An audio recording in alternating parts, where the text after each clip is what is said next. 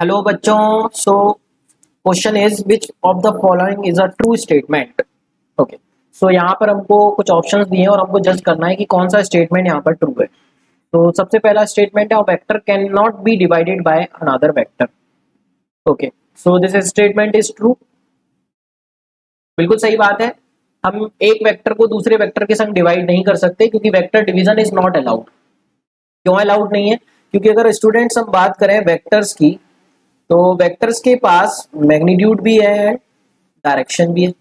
आप लोगों ने अक्सर सुना होगा कि अगर हम सिर्फ स्केलर क्वांटिटीज हैं हमारे पास लाइक 2 एंड 5 है, तो 2/5 पॉसिबल है ना, because it is a scalar quantities. Scalar quantities में डिवीजन पॉसिबल होता है।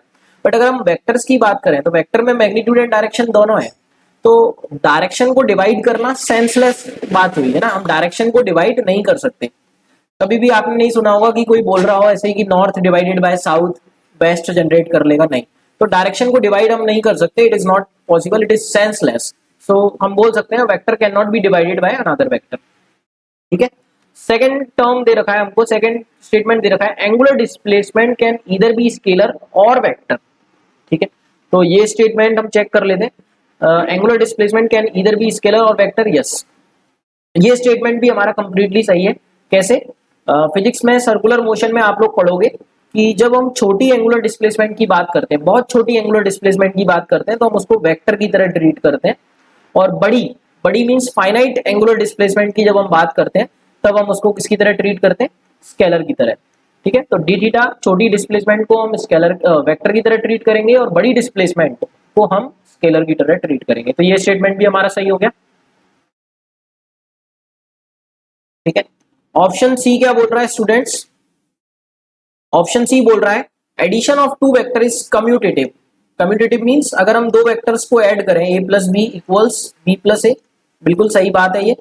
हम a plus B equals to B plus A बोल सकते हैं, है ना। यानी कि अगर हम बोले I cap plus J cap, तो हम बोल सकते हैं it is equals to J cap plus I cap. सही बात है, कम्यूटेटिव है।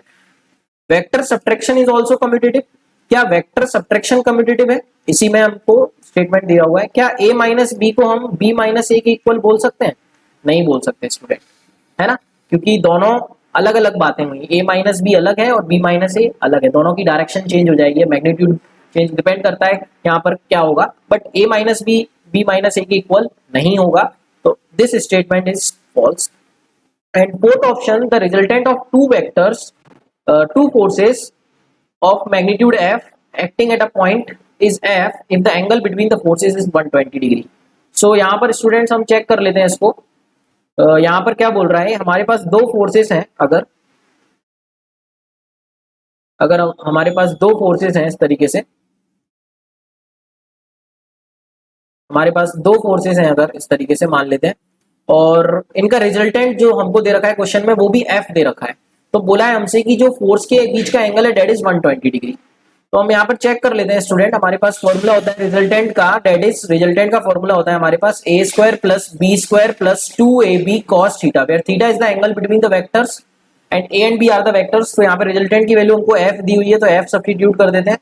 तो ये हो जाएगा ए बी एफ है, F square plus 2 into F. इसको हम जरा सॉल्व करेंगे, स्क्वायर करेंगे दोनों साइड, तो F square equals to F square plus 2f² cos theta.